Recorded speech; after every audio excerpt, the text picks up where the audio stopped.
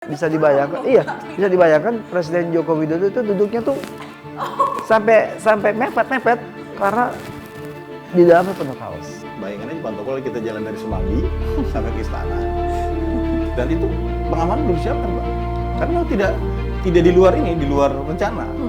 10 tahun sudah kepemimpinan Presiden Joko Widodo. Selama masa kepemimpinan Jokowi, tak lepas dari peran berbagai pihak untuk mendukung kinerja Presiden. Salah satu sosok pria yang selalu mendampingi Presiden Jokowi adalah Deputi Bidang Protokol Pers dan Media, Yusuf Permana. CNN Indonesia berkesempatan untuk berbincang langsung dengan Yusuf Permana di ruang kerjanya di Kompleks Istana Kepresidenan Jakarta. Ya, Presiden Joko Widodo sebentar lagi purna tugas, dan selama masa pemerintahan Presiden Joko Widodo ini tak lepas dari kinerja pihak-pihak di balik layar yang mengatur berbagai hal, mulai dari agenda, keamanan hingga evaluasi kegiatannya. Dan salah satu yang cukup penting dari segala aktivitas yang dilakukan oleh Presiden Joko Widodo adalah bidang protokoler. Saat ini saya ingin mewawancara langsung dengan orang di balik layar yang memang setiap harinya ini bertugas untuk mengatur agenda Presiden, yaitu dengan Pak Yusuf Permana, Deputi Bidang Protokoler, Pers dan juga Media. Selamat sore Pak Yusuf. Halo Mbak, apa kabar? Selamat sore. Aduh, repot-repot datang ke kantor. Oke, ini jadi kantor Pak Yusuf ini seperti ini nih. Iya, mohon maaf berantakan kantornya. Oke. Pak, ini untuk ngobrolnya lebih santai kita boleh sambil Boleh bertanya, ya, Pak? monggo Oke. seadanya ya. Siap, terima kasih Pak. Boleh ya, silakan Mbak. Pak Yusuf ini kan sudah bergerak di bidang protokol dan mengatur agenda Presiden sudah selama 10 tahun nih Pak. Mungkin Bapak boleh sharing pengalaman Bapak selama ini. Ini gimana cara ngatur agenda Presiden setiap harinya, perencanaannya tuh berapa lama? Terus bagaimana koordinasinya dengan pihak-pihak terkait seperti keamanan? Mungkin boleh cerita sedikit Pak? Iya, pertama tentu saya merasa bersyukur, merasa bahagia bisa melayani Bapak Presiden Jokowi selama 10 tahun. Bukan hanya Bapak Presiden, tapi juga Ibu Negara dan keluarganya. Ini merupakan suatu kehormatan, kebanggaan kami dapat melayani beliau selama 10 tahun, dan di situ saya belajar banyak. Beliau itu memberikan pengaruh besar kepada protokolan. Kami juga membuka diri belajar, pertama memahami background pimpinan, bahwa kita semua tahu beliau adalah egaliter, kemudian sederhana, bahkan menurut kami kesederhanaan beliau itu adalah kekuatan beliau. Nah, di sini juga kami dapat pelajaran yang begitu banyak. Bagaimana cara beliau memberitahu kami untuk mentreatment kepala negara yang datang di Indonesia. Ini kita belajar. Beliau langsung memberikan arahan untuk memberikan kesan yang tidak terlupakan bagi kepala negara yang berkunjung ke Indonesia bertamu kepada Bapak Presiden. Presiden Jokowi menurut Yusuf adalah sosok yang detail dan penuh persiapan dalam rencana kunjungan kerjanya ke daerah. Sebelum kunjungan kerja, pihaknya harus menghadap Presiden untuk menyampaikan rencana kunjungan kerja yang detail terkait objek yang akan ditinjau atau diresmikan. Kami kumpulkan data lengkap dan harus di luar kepala kalau bisa. Jadi menyampaikannya itu meyakinkan tanpa harus mesti membaca. Ini membuat kami harus selalu belajar dan belajar. Gitu ya, Iya, Pak, selalu informasi. update. Iya, jangan sampai kami nggak bisa menjawab begitu ketika ditanya Presiden. Nah, uniknya beliau setiap habis kunjungan kerja, beliau tuh belanja masalah di lapangan, belanja masalah di daerah. Lalu setelah itu kembali ke Jakarta, langsung dirataskan besoknya rapat terbatas untuk menyelesaikan masalah tadi. Ada cerita menarik terungkap di tengah kebiasaan Presiden Jokowi membagi-bagikan kaos pada masyarakat saat beraktivitas di luar istana atau di luar kota. Iya. Jadi beliau juga ingin ngasih kenang-kenangan kepada masyarakat. Jadi salah satunya adalah kaos yang paling mudah gitu dan bisa langsung dikenakan. Kadang-kadang nih masyarakat begitu dapat di jalanan atau di manapun itu kaos yang dipakai itu dibuka langsung dipakai kaos Bapak Presiden Joko Widodo. Dan untuk itu kami ini setiap dalam pergerakan ke daerah itu selalu menyiapkan beberapa karung kaos untuk persediaan dan juga ditaruhnya, tahu nggak, di dalam mobil presiden, baik di bagasinya maupun di tengah, di kursi. Jadi bisa dibayangkan, bisa dibayangkan Presiden Joko Widodo itu duduknya tuh sampai mepet karena di dalamnya penuh kaos. Itulah bukti atau kecintaan Bapak kepada masyarakat. Duduk dengan barang-barang kaosnya pun rela karena sepanjang jalan beliau itu akan membagikan kaos. Coba bisa dibayangkan. Padahal perjalanan boleh jadi jauh loh. Dia empit-empitan sampai mepet begitu demi untuk menyiapkan kaos-kaos. Yusuf juga mengungkap cerita di balik Presiden Jokowi memutuskan untuk tak melakukan lockdown pada saat pandemi COVID-19 terjadi di tanah air. Menurut Yusuf, keputusan itu diambil Jokowi, walau banyak tekanan dan saran dari berbagai pihak untuk melakukan lockdown. Presiden Joko Widodo saat itu tiap hari melakukan rapat terbatas walaupun secara online, tapi melakukan rapat terbatas. Mikir bagaimana bisa menjaga supaya kehidupan masyarakat tetap berjalan dengan baik begitu, walaupun tantangannya adalah COVID, vaksin belum ada, obatnya juga belum ada, jadi benar-benar belum ada jalan hijau yang keluar dari situasi itu. Tapi Presiden Joko Widodo banyak menteri yang menyarankan untuk Indonesia lockdown. Sebagaimana negara-negara lain di dunia. Presiden Jokowi mendengarkan saran itu, tapi sekaligus juga beliau mikir, ini kalau lockdown, masyarakat tuh makan apa? Masyarakat tuh bagaimana? Yang kerja harian untuk makan, lalu di rumah nggak kerja, lalu makan apa? Atas dasar itulah beliau putuskan kita tidak lockdown. Tapi kita ada kan dulu PSBB, kemudian juga PPKM, itu pembatasan seperti itu. Karena kalau pure lockdown itu saya nggak bisa dibayangkan Indonesia seperti apa. Pemerataan pembangunan adalah salah satu hal yang sering ditekankan Jokowi. Hal ini yang membuat Jokowi banyak melakukan kunjungan kerja ke kawasan Indonesia Timur dan melakukan pembangunan hingga ke pelosok. Ya, pertama sejak beliau jadi presiden kan kalau kita pahami beliau tuh ingin membangun dari pinggiran, membangun dari desa ke kota.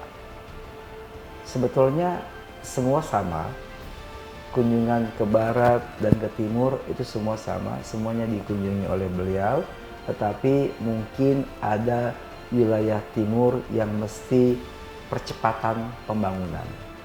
Maka beliau sering berkunjung ke wilayah timur. Gunanya adalah untuk percepatan pembangunan. Seperti di NTT itu beliau banyak sekali bangun waduk untuk pengairan di NTT karena isu NTT itu adalah isu air. Begitu juga di Papua, lebih timur lagi, beliau adalah Presiden Republik Indonesia yang paling banyak berkunjung ke Papua, paling sering berkunjung ke Papua. Tiap tahun bisa 2 kali kita berkunjung ke Papua, 2-3 kali kita berkunjung ke Papua. Membangun jalan di Papua, menyatukan harga BBM satu harga di sama dan seterusnya. Jadi mungkin concern untuk percepatan pembangunan. Yusuf mengakui ada perasaan sedih harus mengakhiri kebersamaan selama bertugas mendampingi Presiden Joko Widodo. Ya, saya merasa sebagai seorang anak ya, karena beliau itu saya anggap sebagai orang tua, tentu ada rasa sedih seperti kehilangan, tapi saya yakin ini adalah Pak Presiden Jokowi telah memberikan yang segala-galanya, yang terbaik untuk bangsa Indonesia. Bahwa manusia ada kekurangan beliau juga menyadari itu, maka di daerah-daerah itu dalam kesempatan setiap kegiatan acara, beliau menyatakan permohonan maaf. Sebagai birokrat, Yusuf memastikan akan terus bertanggung jawab menjalankan tugasnya mendukung pemerintahan baru di Istana Kepresidenan. Ya, tentu kami sebagai seorang birokrat, sebagai seorang ASN akan memberikan juga pelayanan terbaik dari kami kepada Presiden Prabowo. Dan juga kami mendengar juga mengapresiasi tentang target pertumbuhan ekonomi di angka 8%. Ini sangat luar biasa. Saya yakin ini juga akan terwujud guna Indonesia mencapai negara maju pada tahun 2045. Kami akan support beliau, kami akan totalitas kepada Presiden Republik Indonesia Bapak Prabowo, sebagaimana sumpah kami untuk loyal kepada pimpinan.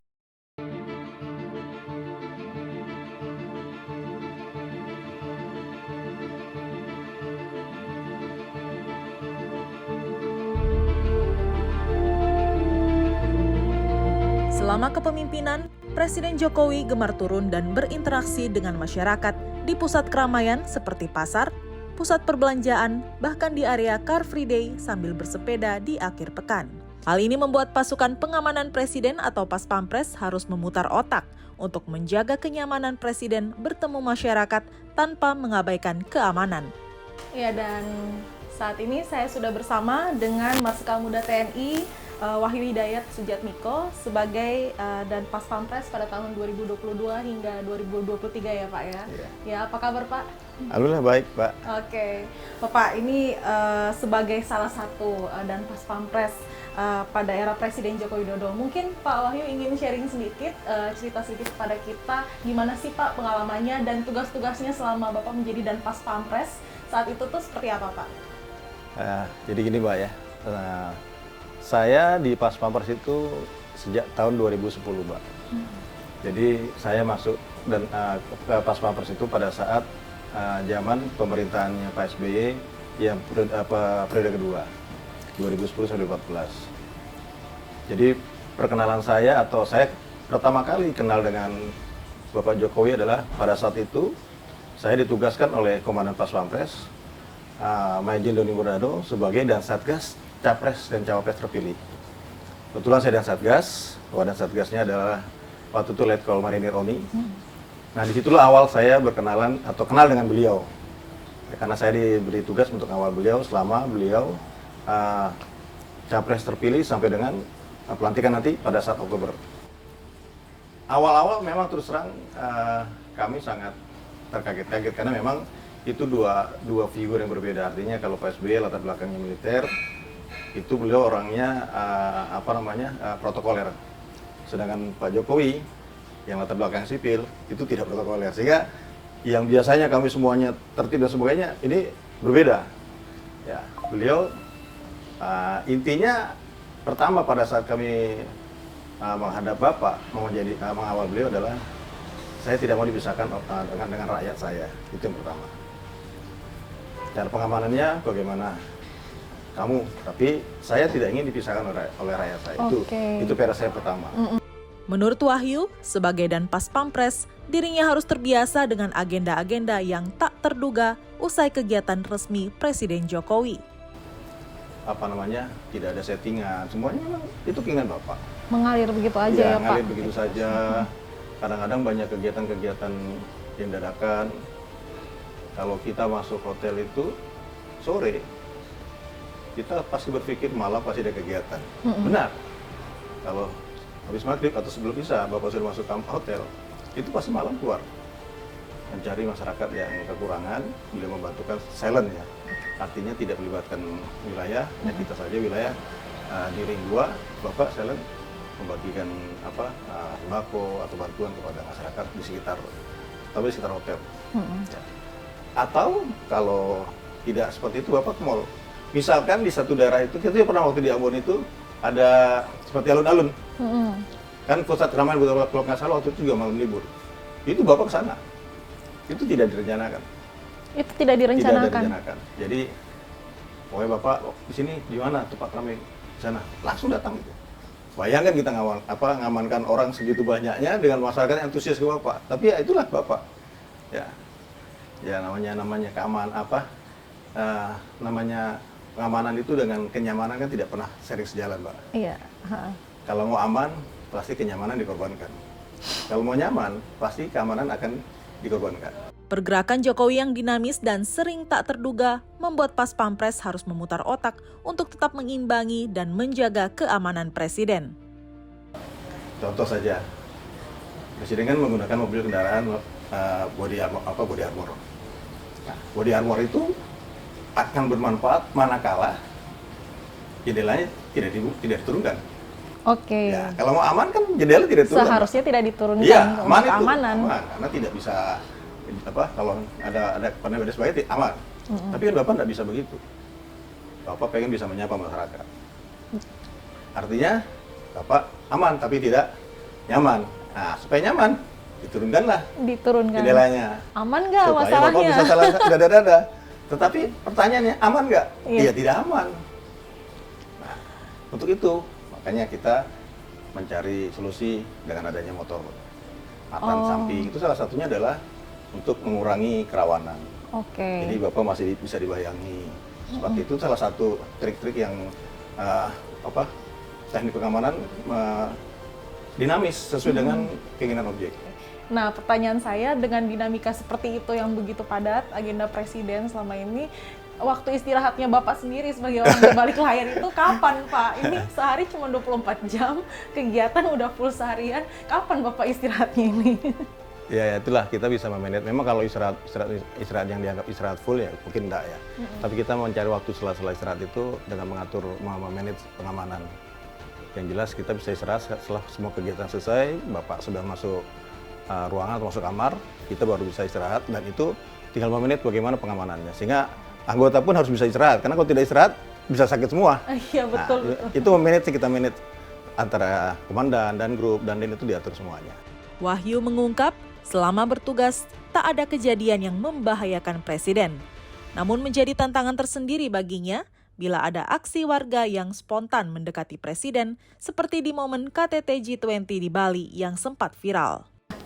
Pak, mungkin selama bertugas ini Pak mengawal Presiden ada nggak kejadian-kejadian gitu yang tidak pernah terungkap sebelumnya, tapi itu tuh berpotensi membahayakan Presiden sendiri, Pak? Ya, banyak kejadian-kejadian sebenarnya sih kalau potensi keamanan secara langsung seperti secara keras dengan senjata dan sebagainya, alhamdulillah sih belum ada. Tapi hal-hal yang memicu itu banyak kejadian mungkin yang tidak terekam dan sebagainya. Contoh saja waktu kita kegiatan di Bali, mungkin Mbak tahu waktu kejadian ada suami istri yang membuat konten yang memotong rangkaian tiba-tiba terus langsung menarik Bapak minta salaman. Nah itu viral itu ya, Pak? Itu viral, ya betul. Dan pas saya sebagai komandan itu pasti paling banyak teman-teman wartawan langsung itu kenapa? Nah sebenarnya kalau itu wanita ini niat jahat itu udah kecolongan, Mbak. Iya. Ya, tapi itulah susahnya kita. Artinya gini, satu sisi kita mau keras, tapi ini kan masyarakat memang itu segera tertangani karena kebetulan ada anggota kita naik motor matan itu langsung tangkap. Nah, tapi setelah itu kan ya banyak orang yang komplain, itu kenapa kok bisa seperti itu? Nah, kendala kami kan memang ini tantangan buat kami sendiri. Yang kedua kejadian di Bali itu, karena saya selalu diingatkan beliau, Pak Wahyu, saya nggak mau Pas Pampres kasar, keras sama masyarakat. Nah, saya harus jabarkan kan Mbak. Tapi kan, ya itulah bagaimana saya di lapangan harus bisa menjabarkan itu. Artinya Bapak nyaman dengan pola pengamanan saya. Kalau Bapak nggak nyaman, saya pasti ditegur. Kasar saja kita ditegur. Jadi sebegitu Bapak itu, ya bukan mengabaikan keamanannya, tapi beliau memang mau dekat tapi tidak mau kita kasar dengan masyarakat. Nah, itulah yang setiap kami ke daerah, pada saat rakor kita sampaikan ke wilayah. Karena kalau kita Pas Pampres mungkin sedikit banyak sudah sering kan, sudah sering kita briefing, sudah sering diingatkan itu. Nah, kalau wilayah kan kadang baru sekali datang, nah baru ingat sekali kadang-kadang lupa karena ya maklum saja Mbak. Satu, kondisi panas.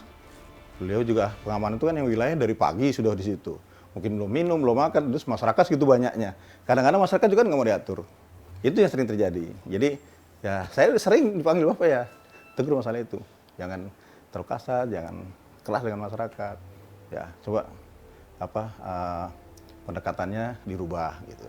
Wahyu juga mengungkap menjadi tantangan tersendiri bagi pihaknya untuk mengawal Jokowi yang senang membawa cucunya bermain ke pusat perbelanjaan dan berbaur dengan masyarakat. Nah, untuk Pas Pampres sendiri kan tugasnya juga mengawal keluarga presiden. Itu ada cerita-cerita tersendiri nggak, Pak? Ya, kebetulan memang saya tidak bersentuhan langsung ya, karena memang sudah ada masing-masing Waltra dan sebagainya, sudah ada koordinator Waltranya juga. Memang ya yang pernah kami alami itu adalah pada saat misalkan contoh Bapak dengan keluarga ke mall. Iya, biasanya kan bawa cucu main nah itu ya disitulah. Ya, jadi Bapak juga tetap nggak mau, itu kita tutup nggak mau, Bapak nggak boleh. Jadi masyarakat tetap berbaur, hanya kita ngawasi. Artinya yang ada mau interaksi dengan Bapak dengan Janetes, ya disilakan, memang Bapak tidak membatasi. Itu yang saya, Bapak tetap nggak mau ditutup buat beliau nggak mau. Ya ini tempat umum gitu. Cuma ya kita yang kadang-kadang pelan-pelan nanti kita atur satu-satu gitu. Jadi nggak kerumunan gitu. Jadi ya memang kita memanage supaya Bapak itu nyaman. Yang susah itu Mbak. Kalau keamanan itu sebenarnya protapnya jelas Mbak. Iya. Keamanan itu A sampai Z aturannya jelas. Yang susah itu nyaman itu. Oke. Nyamannya Bapak gimana? Wahyu juga membagikan pengalamannya saat mengawal Presiden Joko Widodo yang baru dilantik di tahun 2014, di mana dirinya bersama seluruh Pas Pampres harus berhadapan dengan ribuan masyarakat saat prosesi kirap menuju istana kepresidenan. Kita pulang ke istana, karena kan mau ada serah terima dengan PSBY, waktu itu kan ada acara serah terima di istana. Iya. Nah, itu kan ada kirap Mbak. Kirap itu harusnya dari HI ke istana. Kita baru masuk Bundaran Semanggi, itu udah ada masa Mbak udah. Iya, ramai banget itu. Langsung, akhirnya kan kita turun. Prosedur gitu kan, kalau udah masa banyak kita turun, karena kendaraan kan kecepatannya lambat. Turun, bayangin Mbak ya, kita pakai jas lengkap, pakai sepatu pantopel waktu itu Mbak. Ya, beda kalau zaman sekarang kan, Bapak nggak mau kita resmi, maunya pakai tactical sepatu ya. Dulu tuh kita pakai pantopel Mbak, bayangin aja pantopel kita jalan dari Semanggi sampai ke istana. Dan itu pengamanan belum disiapkan Mbak, karena memang tidak di luar rencana. Pasukan sudah disiapkan pengamanan mulai dari HI Pak. Ternyata dari Semanggi udah ada. Banyak. Oke. Saya bilang, ini kalau saya suruh lari dari sini, saya pingsan saya bilang. Karena kita pakai jas lengkap, Pak. Pakai jas lengkap, pakai pantopel. Tapi untungnya, ya, karena masa banyak, akhirnya jalan pelan kan. Nah, disitulah saya kan di pintunya Bapak, kebetulan. Karena saya waktu itu, dan Satgas, belakang saya Pak Maruli. Waktu itu Pak Maruli melofon sama saya waktu itu. Ya udah, Bapak salam sepanjang jalan itu. Saya narikin tangan orang itu sampai HI itu Mbak. Luar biasa. Itu jam 12 siang Mbak, kita belum makan siang, tidak disiapin logistik. Wah, itu basah sama Mbak. Ini sepatu aja nggak basah itu. Belum pakai jas. Iya, tengah hari bolong itu. Sampai ke HI, wah itu udah hampir banyak pingsan. Nah, dari HI itu aja, kita mau pindah kereta kuda kan Mbak. Oh iya. Kan naik kereta kuda itu. Dari mobil ke kereta kuda setengah jam Mbak, nembus masa itu. Oke. Sudah naik kereta, jadi Bapak keretanya salah, ini punya Wapres, turun lagi. Waduh. Iya, kebayang sih Pak, kebayang bagaimana itu. Pengalaman luar biasa. Jadi memang orang-orang berpikir Mbak, kalau kita dan Pas Pampres itu bisa dekat dengan Bapak. Arti dekat itu, kita dekat secara dinas, secara pribadi kita nggak pernah ngajak bicara, enggak. Kecuali ada hal yang memang Bapak nyampaikan ke saya. Sekali-kali panggil saya, baik masalah pengamanan, masalah keinginan beliau. Saya mintanya begini, itu yang harus saya terapkan ke anggota, keinginan beliau. Itu aja masih banyak miss kadang-kadang. Gitu. Terutama di wilayah. Ya memang wilayah kan baru sekali dikunjungi, kalau kita mungkin udah sering. Tapi ya banyak kejadian itu saya sebenarnya ya memang situasional sih, Mbak. Itu tadi kan siang panas, masa segitu banyaknya, nggak sebanding antara pengamanan dengan orang. Tapi ya alhamdulillah semuanya bisa bisa berjalan lah. Ya kadang-kadang ada miss sedikit-sedikit itu wajar lah. Gitu. Berkesempatan menjadi Danpas Pampres pertama dari TNI Angkatan Udara, Marsma Wahyu mengaku bangga mendapat kepercayaan untuk mengawal Presiden Joko Widodo dan keluarga. Ya, saya sebenarnya kalau suatu kehormatan, Mbak, luar biasa. Saya tidak pernah berpikir beliau mempercayakan saya sebagai komandan Pas Pampres, karena komandan Pas Pampres itu kan sama komandan, wadan itu hak prerogatifnya beliau. Artinya beliau walaupun misalkan contoh Panglima TNI nyalonkan si A, kalau Bapak nggak berkenan ya nggak bisa. Semuanya tergantung objek beliau, karena beliau yang akan jalanin. Artinya saya nunjuk orang yang akan mengawal saya dan keluarga. Jadi beliau harus kenal orangnya dan tahu orangnya. Gitu. Saya tidak pernah berpikir, Mbak. Terus terang, belum pernah TNAU jadi Danpas Pampres, Mbak. Iya. Nah, saya orang pertama, makanya itu suatu kehormatan, kebanggaan, sekaligus tantangan buat saya. Apakah saya mampu? Gitu. Tapi alhamdulillah, ya semua perjalanan selama saya ngawal beliau tidak ada yang yang besar lah yang mengganggu tugas saya. Tapi ya riak-riak kecil tuh memang dinamikanya memang luar biasa. Tapi alhamdulillah ya Bapak is okay, nggak ada masalah. Artinya Bapak berkenan. Ya memang waktu itu setahu saya dan Pas Pampres tidak ada yang lama, Mbak. Iya. Hanya 8 bulan, 9 bulan. Iya. Karena ya mungkin saya berpikir, beliau juga berpikir, kan bapak-bapak ini nggak pernah istirahat, ya waktunya habis buat beliau. Jadi beliau jangan lama-lama gitu kan. Kalau kita sebenarnya tentara siap saja, tapi mungkin beliau yang punya pandangan lain. Ya harapan saya sih Bapak tetap seperti yang sekarang. Artinya ya tetap merakyat, sederhana, tidak berubah. Karena waktu kami ngawal beliau, itulah salah satu kebanggaan saya. Saya punya seorang presiden begitu sederhana, ramah, Bapak nggak pernah marah. Itu hebatnya. Kalau sama kita pun ada hal yang salah, beliau nggak pernah marah. Jadi ya harapan saya Bapak masih seperti yang sekarang, dengan kapasitas yang berbeda tentunya, bukan dalam kapasitas sebagai seorang presiden, tapi tetap beliau kan tokoh bangsa. Ya, beliau tokoh bangsa yang banyak dikagumi, termasuk saya juga mengagumi beliau, dan saya juga berterima kasih. Beliau sudah memberikan saya kepercayaan untuk menjadi komandan Pas Pampres, untuk mengawal diberikan kepercayaan untuk mengawal beliau dan keluarganya. Itu satu hal yang luar biasa buat saya. Nah, dan harapan saya ya Bapak tetap bisa memberikan pengabdian kepada negara ini. Memimpin negeri dengan jumlah lebih dari 270 juta jiwa selama 10 tahun bukanlah hal yang mudah. Sang presiden tak dapat berjalan sendiri tanpa dukungan dan kerja keras orang-orang di sekitarnya. Seiring berakhirnya masa pemerintahan Presiden Joko Widodo, sudah sepatutnya ungkapan terima kasih juga diberikan atas kerja keras para orang-orang di balik layar presiden. Tika Beremau, Fadli Julian, Jakarta.